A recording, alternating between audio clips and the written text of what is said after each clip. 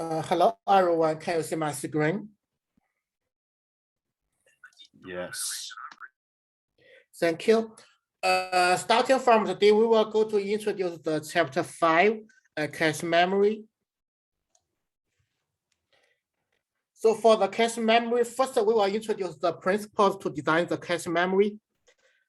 After that, we will go to introduce several elements we need to consider, we need to take into account when we design the cache memory system. And for this chapter, we will skip the details about the Intel cache organization and the IBM cache organization. We only introduce the characteristics of the top level concept for the cache memory. We do not go to the detailed system. And lastly, we will introduce the performance modeling of the cache memory.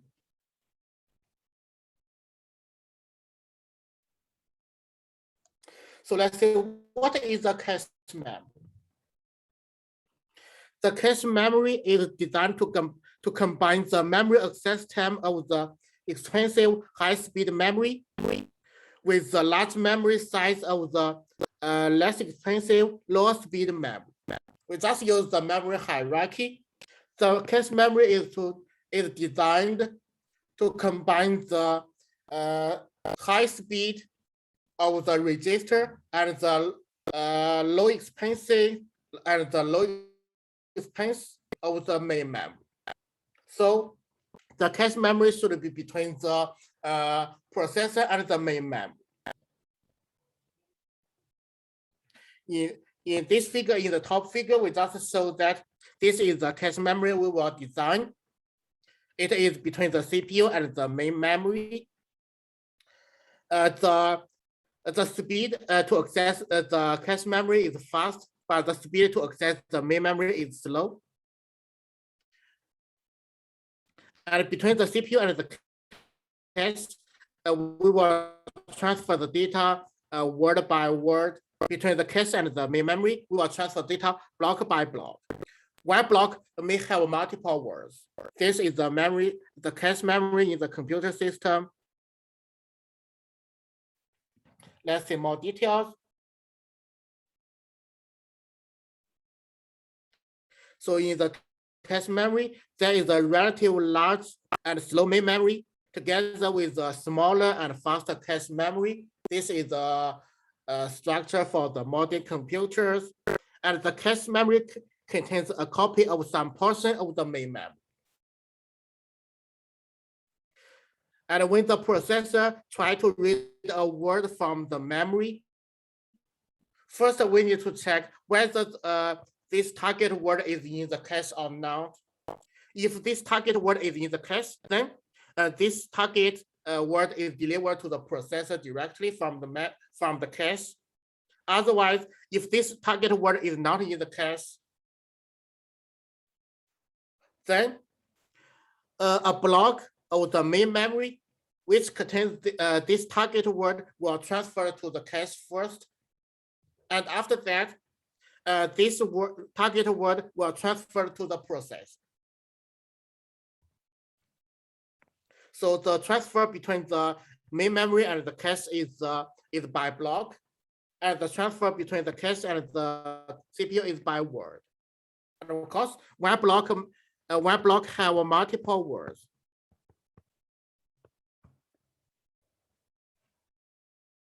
This is the cache and main memory structure.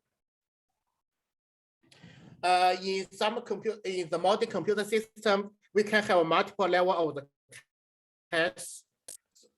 So usually we will have 3 levels of the cache memory: level 1 cache, level 2 cache, and level 3 cache. The level 1 is the most close to the CPU, and the L3 is most close to the main memory. So the level 2 cache is slower and larger than L1 cache, and L3 cache is slower and larger than L2 cache. And so in this figure, if we have 3 level cache, this is the structure. Between CPU and the main memory, we have the level 1 cache, level 2, and level 3. Level 1 is closest to CPU, level 3 is closest to main memory. So among these three level caches, the speed, level 1 has the fastest speed, but level 3 has the largest size. This is based on the principle of the memory hierarchy.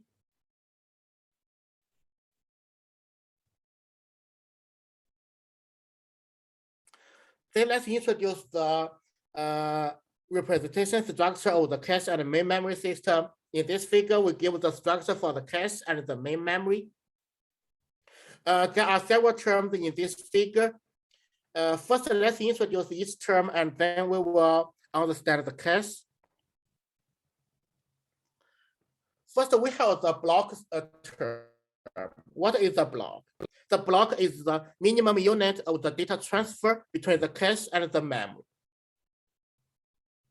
So for every transfer between the cache and the memory, we will transfer at least one block. And in this figure, this is, for example, this part is the block 0, and in this main memory, one block contains keywords. So when we transfer data from the main memory to the cache, we will transfer one block at one time, which means we will transfer keywords at one time. And for this main memory, we assume there are totally from block 0 to block m-1. So totally we have m blocks, and each block is keywords. So we totally have m times the keywords in. This is the size of the main memory. This is the block. Then what is a frame? A frame, this term is to distinguish between the data transferred and the trunk of the physical memory. So to differentiate the data we transferred and the physical memory, we use this frame. And this frame also called the block frame.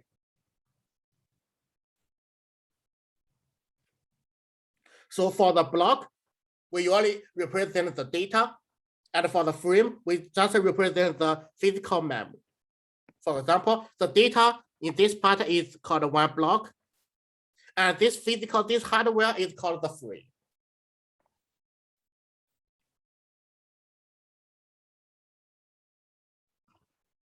Then let's see, what is the line?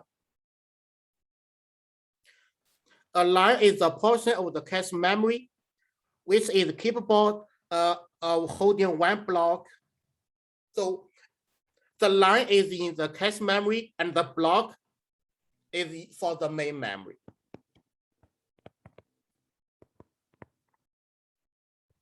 So when we see the cache main memory, we have the two memories, cache memory and the main memory. The block is a term for the main memory, and the line is a term for the cache memory. So one line is just a portion of the cache memory which can hold one block.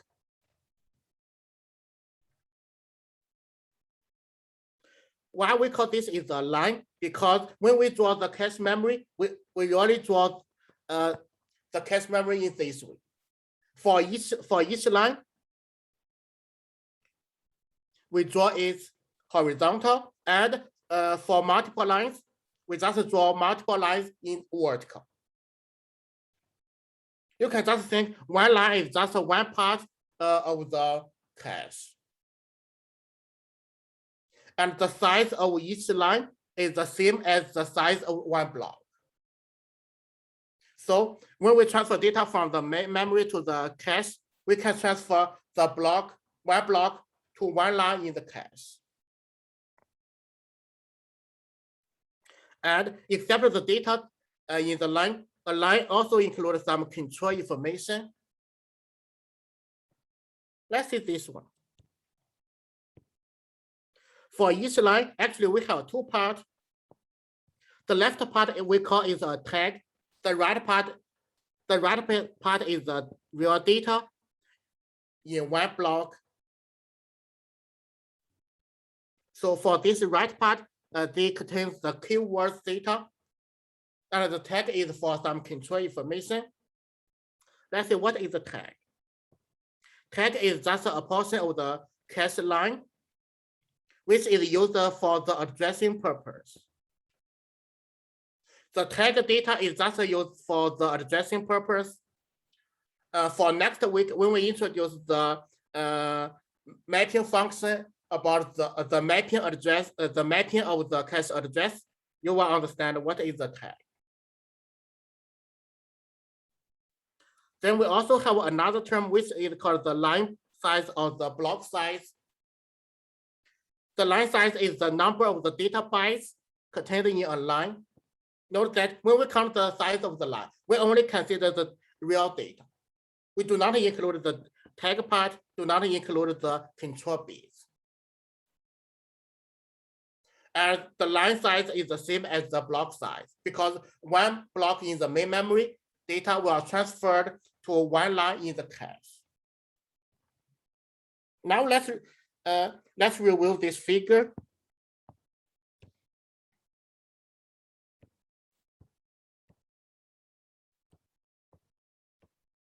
First, let's see for this cache, we have several lines. The line number is from 0 to C-1. So this cache system has 3 lines, and each line, the line size is keyword. Of course, when we talk the line size, we only care about the data part. We do not take the tag and the control bits into account. So the size of the cache is, we have 3 lines. Each line is keywords. So we have C times the keywords.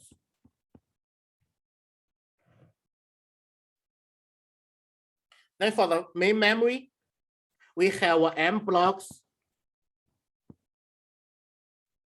And each block has keywords. So the size of the main memory is M times the keywords.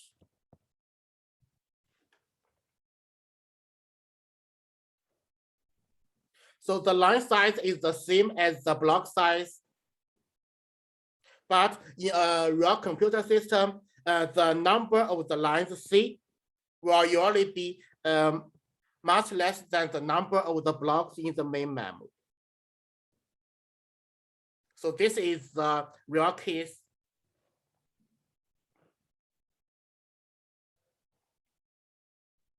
So here we give more details about the cache memory. We can suppose that the main memory contains up to 2 to n addressable words. So in this figure, each line in the memory is 1 word. And for each word, we have a unique address. So this address starting from 0 to 2 to n minus 1. So we totally have 2 to n words.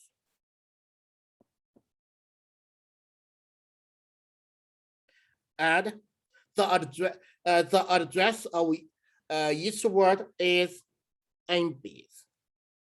With the n bits address, we can have 2 to n words. And for the mapping purpose, this main memory is considered to we can partition this main memory to M groups, which we call the M blocks. And for each group or each block, we only contain the keywords. So the block number M equals 2 to n over k. And let's go to the cache. Suppose the cache has 8 M lines, and each line also contains keywords. Usually in a system, the line size is the same as the block size. Of course, for each line in the cache, except this keywords data, we also have a tag.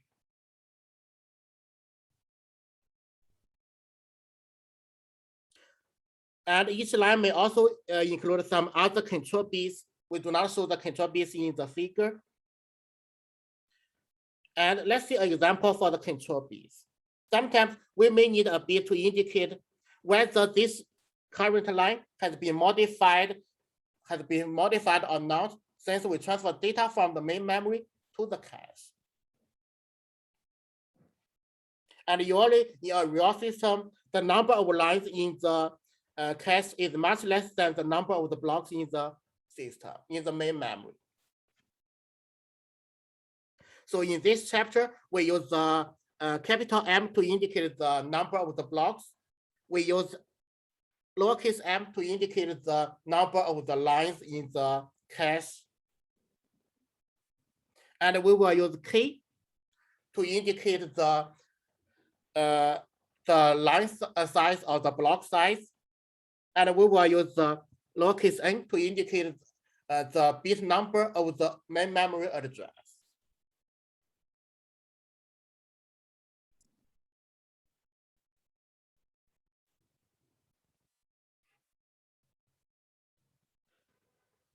So at any time, some subset of the blocks from the main memory will reside in the lines of the cache. For example, because the data transfer between the main memory and the cache is block by block, so maybe at time 0, the cache will hold the block 0.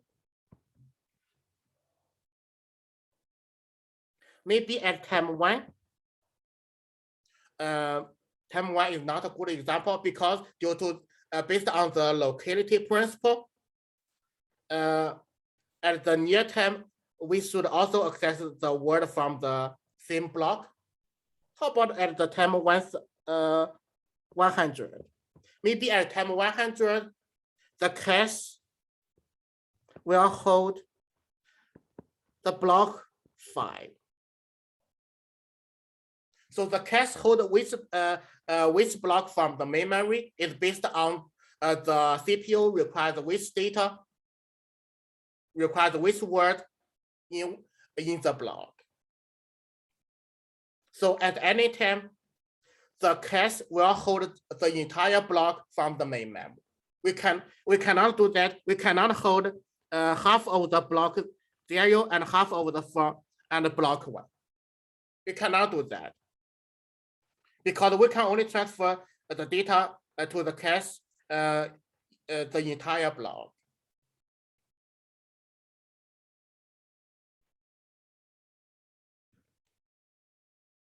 So if a word in a block is read, then we just transfer that block, that entire block to one line of the cache.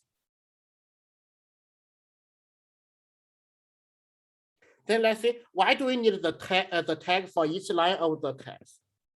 So for this part, they are the real data, but why do we need the tag? And previously we said the tag is just for the addressing purpose. Here we give several reasons. Because in a memory system, there are more blocks than the lines. Usually we will have the block number is much larger than the line number. So we have more blocks in than the lines. And each individual line cannot be uniquely or permanently to a corresponding block because we have more blocks than lines. So for the same line, sometimes it may be hold data from block 1. Sometimes it may be hold the data from block 2. So we cannot bind one line to one block.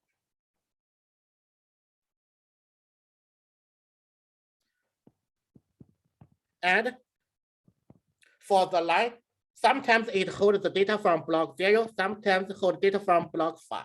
Then we need some information to indicate the data in this line is from block 0 or block 5 or another block. And this kind of information is stored in the tag part of each line. So the tag part is additional to the block data. So each line just include a tag. The tag identifies which particular block is currently being stored. And the tag is usually a portion of the main memory address. Later, when we go to introduce the mapping function for the cache address, you will see the value of the tag. This is the structure for the cache main memory system. Any questions?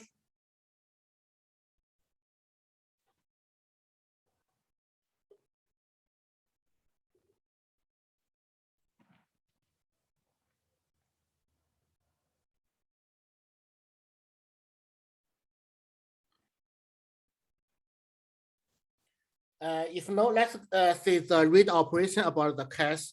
The read operation is how the CPU will read data from a cache. So let's see this flow chart.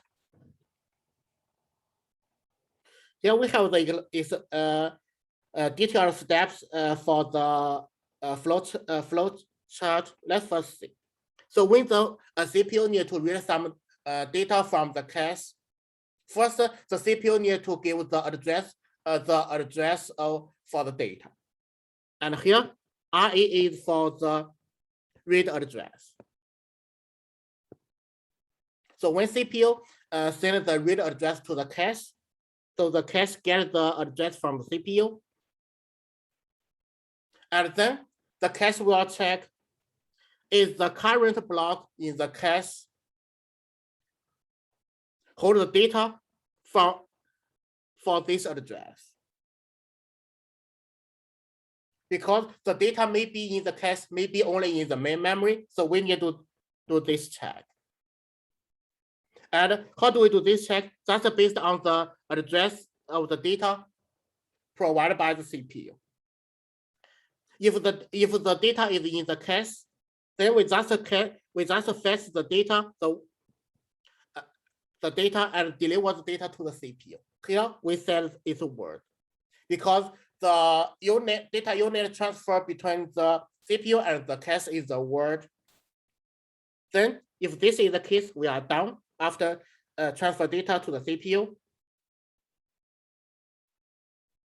But if this is not the case, means the data is only in the memory. The block hold the target data is not in the cache. So we go to the node path. For this path, first we need to access the main memory for the corresponding block which hold the data for this read address. After locating this block,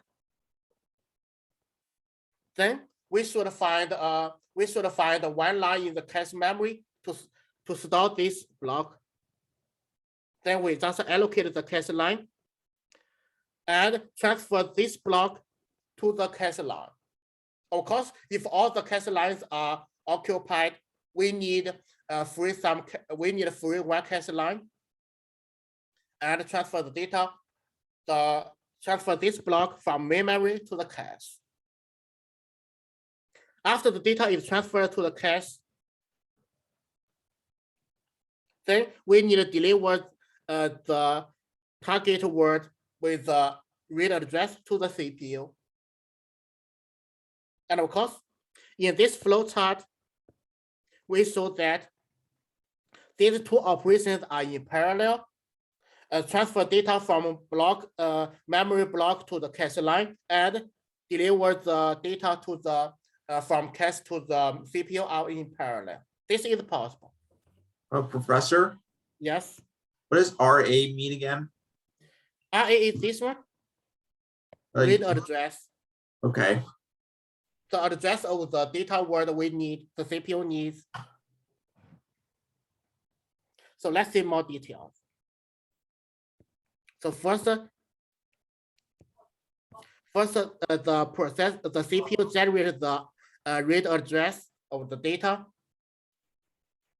And if the word required by the CPU is contained in the cache, for this case, we call this is a cache hit. Cache hit means we found the data in the cache. And then this is the cache hit is this path. And no is the cache miss.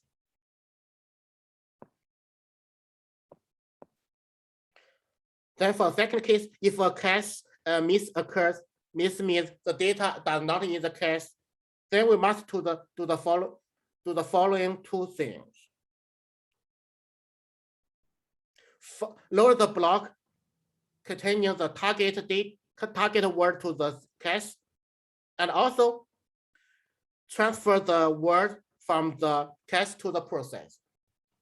And for these two operations, let's see more details.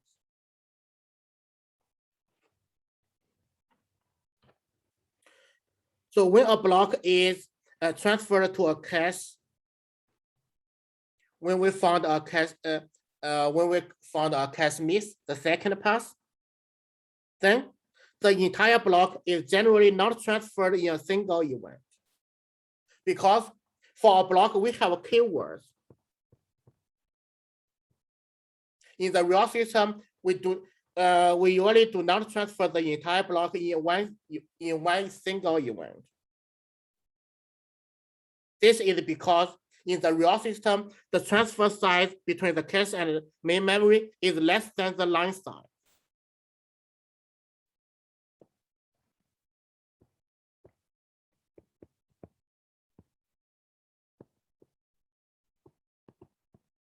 We need to transfer this block to the cache line. But how do we transfer the data? We use the data path. We use the data bus to transfer the block data to the cache line. But usually in the real system, the block size is larger than the size of the data bus, size of bus. For example, here we give a real example.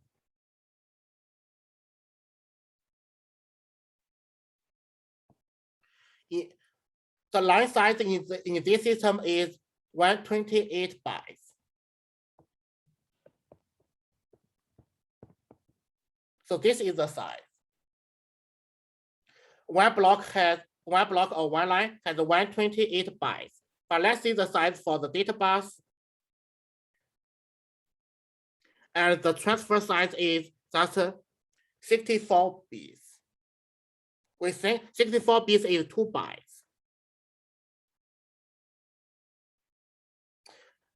Actually, this is not 2 bytes. This is 2 words, and this is 8 bytes. So this is a typo. I will fix it. And this is 8 bytes, which means when we want to transfer the block data from main memory to the cache line, at one time, we can only transfer at most 8 bytes. But for this block, we totally have 128 bytes. So to do this transfer, we need 128 over 8. We need 8 times. Transfer the entire data in this block, we need 8 transfers.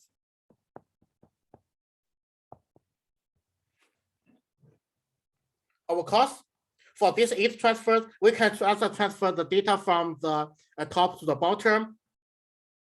Every transfer we just handle the 8 bytes. This is also fine, but this strategy is not efficient. Make sure that keep in mind that this read operation is the CPU need just one word from the memory. The worst case is the target word in the CPU required is the last word in the block. If we transfer the block data from top to the bottom, that's 8 bytes each time, then this target word is transferred at the last time, which means the CPU must be wait there until after the 8 transfer, and then the CPU can get this word from the cache. So this is not a good strategy from the performance perspective, and to improve the performance, we have a better strategy. The strategy is called the critical word first. So what is the critical word? The critical word is the target word.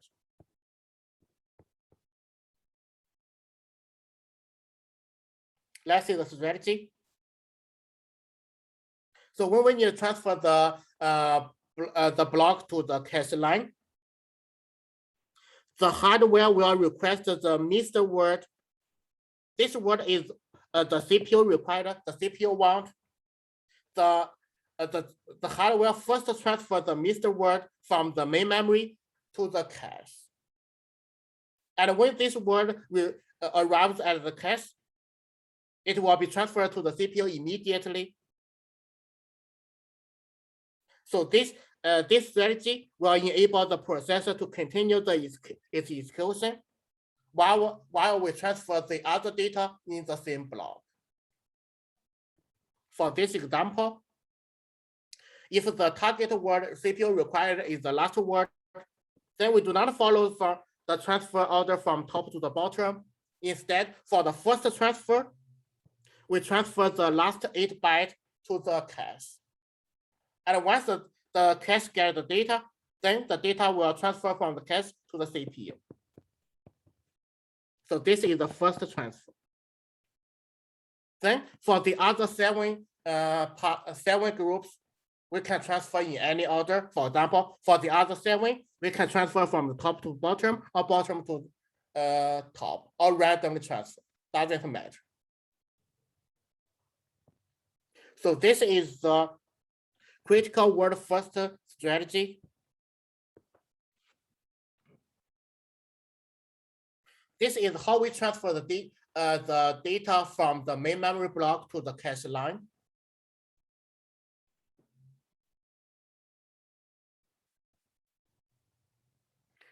Any questions?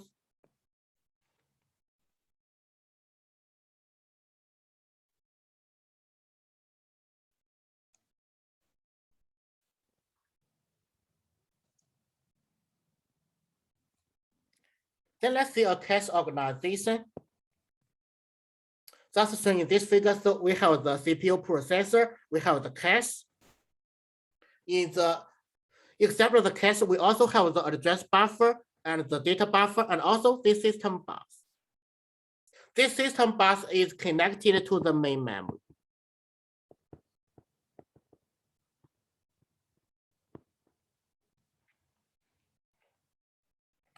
Let's see the details.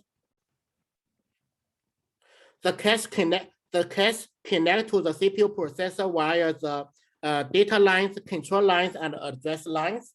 So for the system bus or the interconnection, we have the data lines, control lines, and address lines. So in this figure, between the cache and the processor, we have the control lines, address lines, and data lines. The data and address lines also attach to the data and address buffers. And these buffers attach to a system bus. From this system bus, we can access the main memory. Just see here. Between the system bus and the cache, we have the address buffer. Between the system bus and the data line, we have the data bus. And the cache is attached to the system bus. The main memory is also attached to the system bus. Then the data transfer between the cache and the main memory is served by the bus.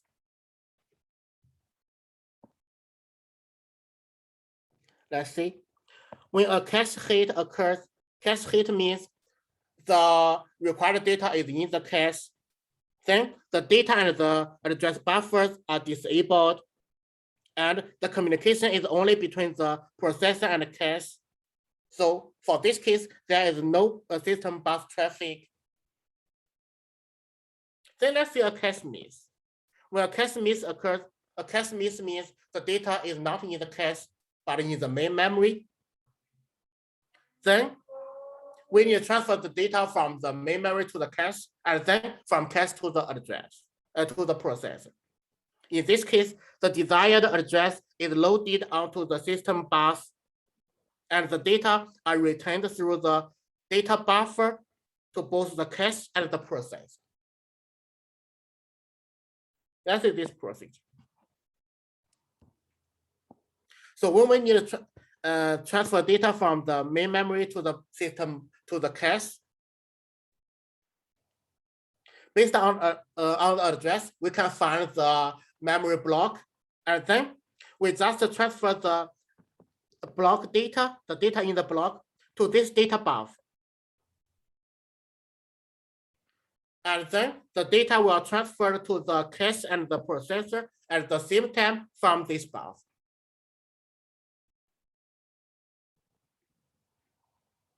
So the connection between the processor and the data buffer, and also connection between the cache and the data buffer, they are open at the same time. So in this way, with the data buffer, we can save some transfer time. Let's think this way. Without the data buffer, we first need to transfer the data from the block to the cache, and then from the cache to the processor. These two transfer operations are sequence. We need a double time with the data buffer, but with data buffer, the data is stored in the buffer first and then transferred from buffer to the cache and the processor at the same time. So with buffer, we can improve our performance. This is the basic principle about the cache memory system in the computer. Any questions?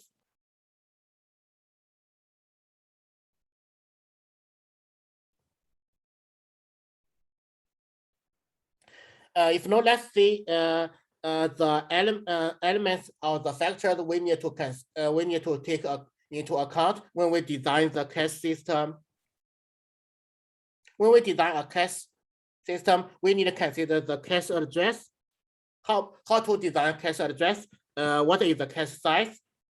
What is the mapping function? Mapping function is how to mapping the cache address and the memory address. What is the replacement algorithm? What is the write policy of the cache? What is the line size of the cache? And what is the how many caches we need? What is the number of the cache? So for each element, we will go into details. First, let's talk about the cache address. For the cache address, we can use the logical address. We can also use the physical address. Let's see what is the logical address, what is the physical address, and what is the difference. Before we introduce the logical address, we first need to understand another concept, which is called the virtual memory. So virtual memory is managed by the operating system. Here we only give the concept of the virtual memory. For more details, you can go to the chapter 9, which is about the operating system support for the memory system. Let's see the virtual memory. Almost all non-embedded processors and many embedded processors support the virtual memory. Virtual memory is a facility which allows the programs to address the memory from a logical point of view. without regard to the amount of the main memory physically available. So when with the virtual memory, we can just access the memory from the logical point, from the logical level. We do not need to care about the physical level too much. And when we use the virtual memory, the address fields of the machine's instructions just contain the virtual address, not the physical memory address, just the virtual or the logical address. To read from the main memory or to write to the main memory, then the hardware memory management unit will translate the virtual address into the physical address of the main memory. So the processor only sees the virtual address, the logical address. And when we access the data, the MMU, memory management unit, will transfer the logical address to the physical address, to the real physical address of the memory words, of the memory cells. And this memory management unit usually is implemented in the operating system.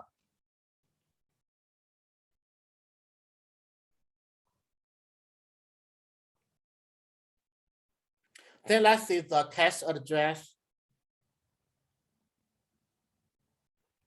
So with the virtual memory or the virtual address, the system designer need to place the cache between the processor and the MMU, or between the MMU and the main memory. So now we have two options to place the cache. The first option is we just put the cache between the processor and the MMU. For this case, we call this is the logical cache. The second option is we put the cache between the MMU and the main memory. In this way, we will get the physical cache. Just as shown in this figure. For the logical cache, the cache is between the processor and the MMU. But for the physical cache, the cache is between the MMU and the main memory.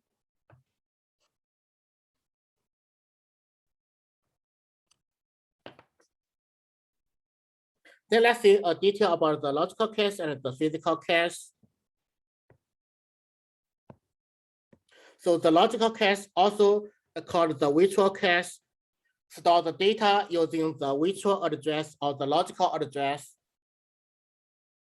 And in this way, the processor can access the cache directly without going through the MMU.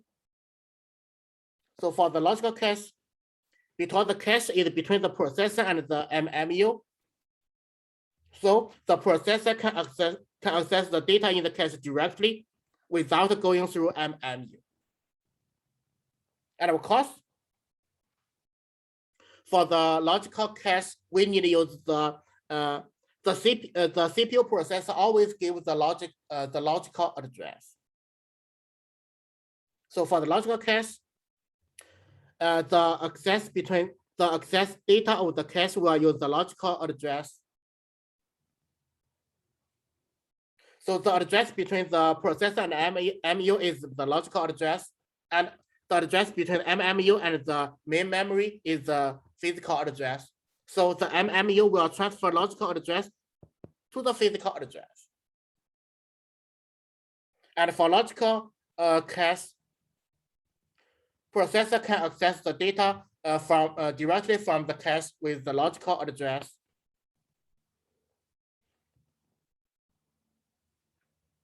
Then let's see the physical cache.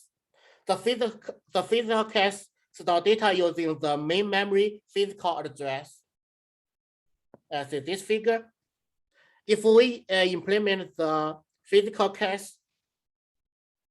when we need to access the data in this physical cache, the processor need to go the access need to go through the MMU.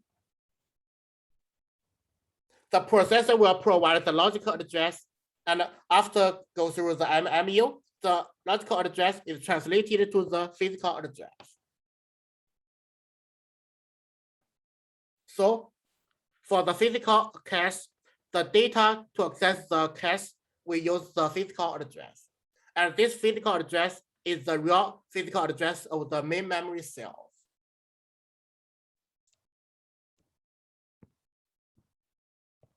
The logical cache and the physical cache are just two options to design the cache. Use the logical address to access the cache data, or use the physical address to access the cache data.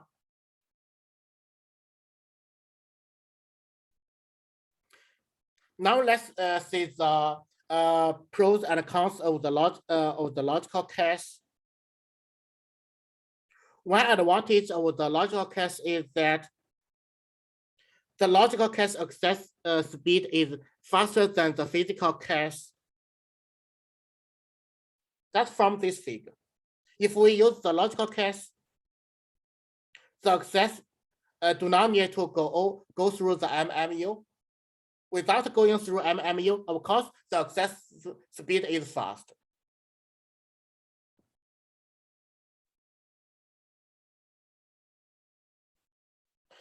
Let's see one advantage of the logical cache.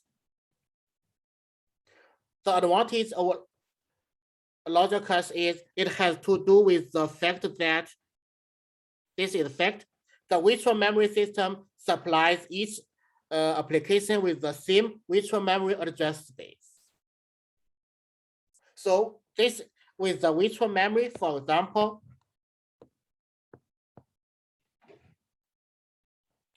we have suppose we have two applications, application 1 and application 2.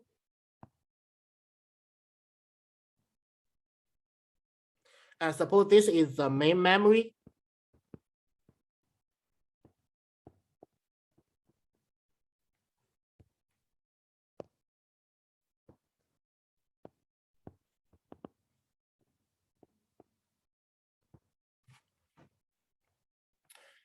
And for the application 1, suppose this is the data to this is the block to store the data for the application 1. And suppose we use this is the physical address.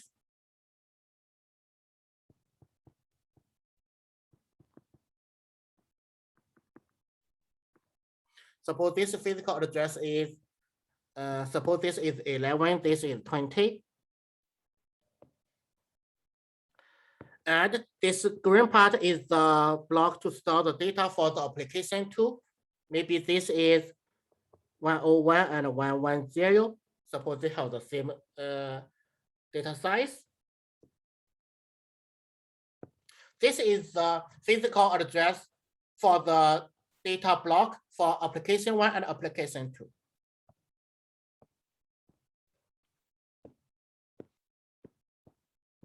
Now let's go back to this fact.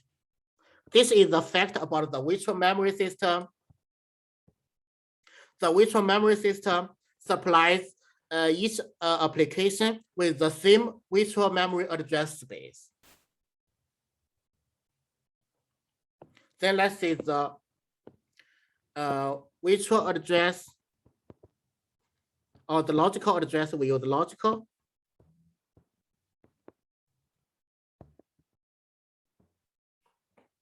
For each application, it's usually the logical address is starting from 0.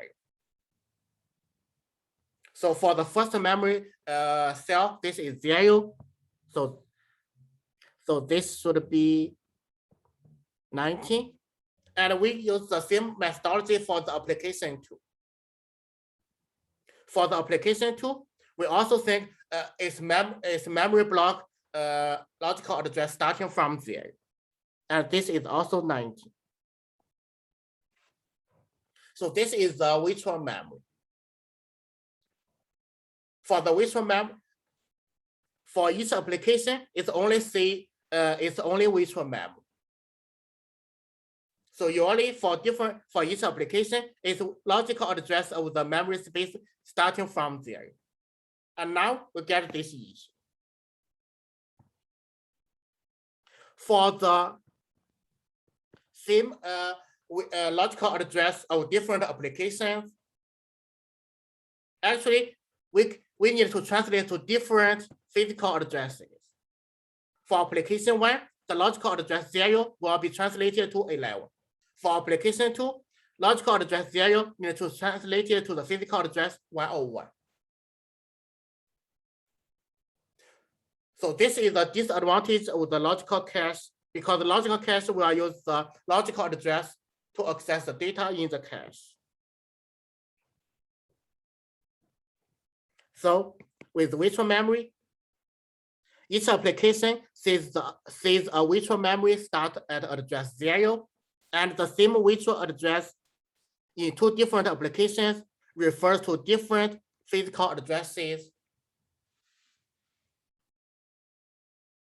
So of course we have some methodology to address this issue. To address this 0 corresponding to 11, second 0 corresponding to 101. We have some strategy to do this, but when we do this strategy, we need some time.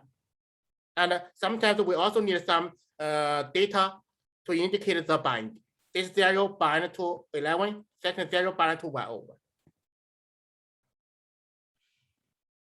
So if with the logical cache, the cache memory must be completely flushed with each application context switch. Or we need some extra bits for each line of the cache to indicate which virtual address space this logical address refers to. Because here also we draw the application 1 and application 2. But maybe the statement in these 2 applications are executed interchangeably. For time 0, we execute the one statement in application 1. For time 1, we will execute one statement from application 2.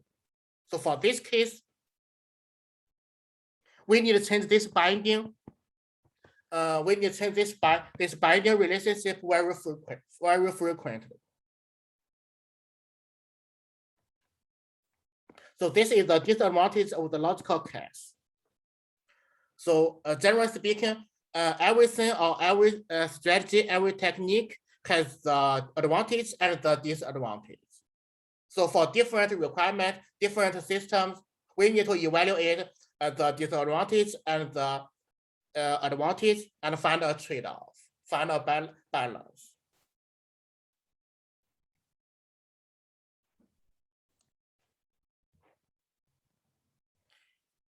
Now let's go to the second element we need to consider to design a cache, which is about the size of the cache memory.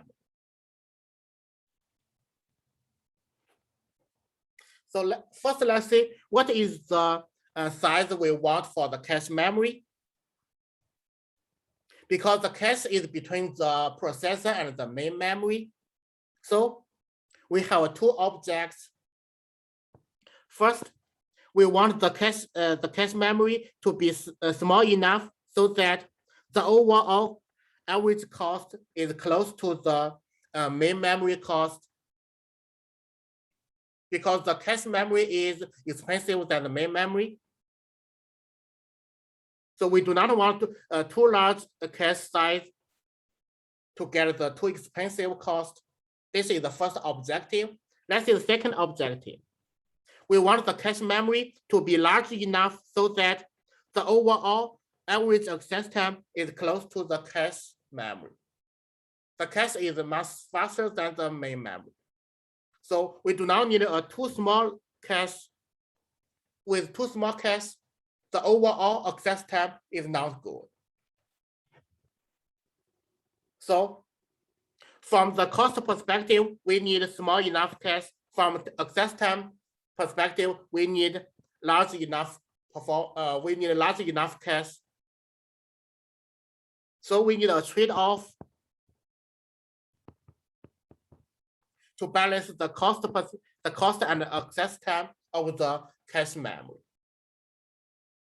And in last lecture, we have introduced the performance modeling for the two-level memory hierarchy with the cache, with the cost and the access time.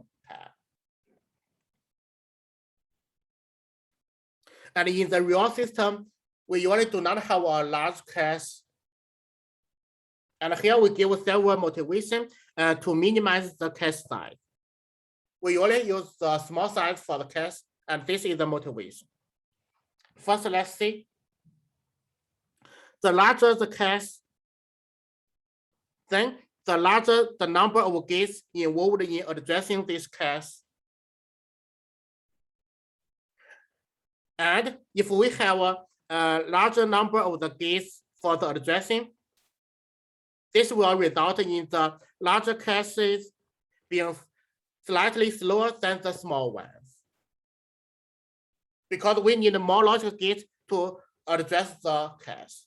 With more logical gates, the addressing time is larger. So the larger cache has slower access speed than the smaller cache. And also the second motivation is the area, the available chip and the board area also limit the cache size. For example, for a laptop or even for a cell phone, we do not want the size of the laptop is too large. So we must have some limitation for about the chip size and the board size and the board area. If we limit these two, then from the hardware perspective, the size of the cache chip must be limited. So with these two motivations, we do not want too large cache memory. So we use the we want to minimize the cache size.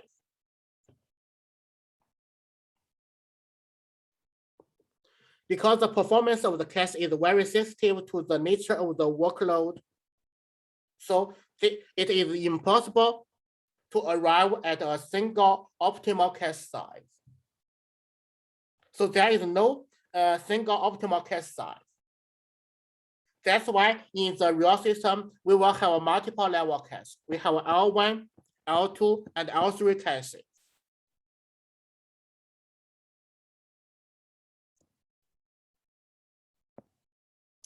This is the table 5.2.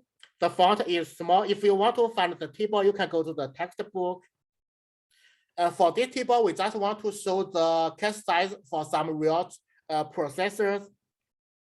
Here we give many processors, and we have some processors have 3 levels caches, some processors have 2 levels, some processors has only 1 level.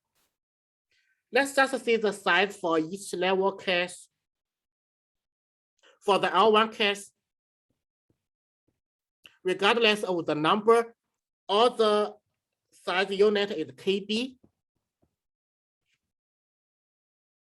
So for the L1 cache, its size is in the level of the KB, and at most it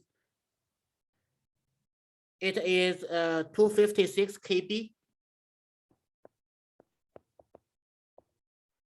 So this is the range for the L1 cache size. How about the L2 cache? For the L2 cache,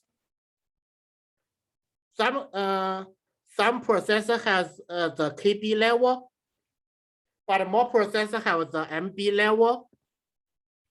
And at most we can have a 3 MB for second level cache. But for the third level cache, we can have more than 10 MB. For example, we have the 36, 32, and even more than 100 MB. So this is the typical cache size for each level. And that's from these numbers. For the L1 cache, it's usually smaller than 256 KB. For L2 cache, usually around 3 MB. For R3 cache, usually around 32 MB. But what is the size of the main memory?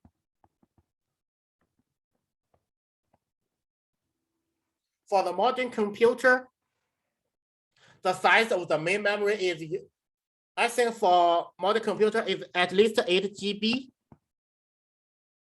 6 GB, 32 GB, or 64 GB. This is just for a laptop. So from this data, we see the size of the cache is much smaller than the size of the main memory. And this is reasonable because in the last lecture, when we talk about the performance, we said the small size of the level 1 memory is enough, is reasonable to supplement the large size of the second level memory.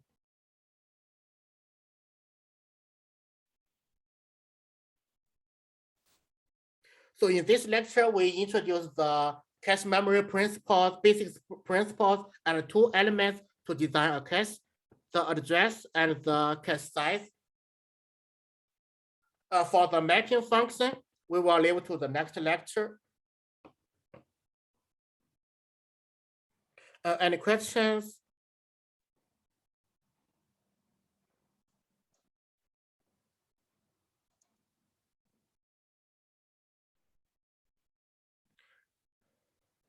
That's all for today. Thank you. Professor?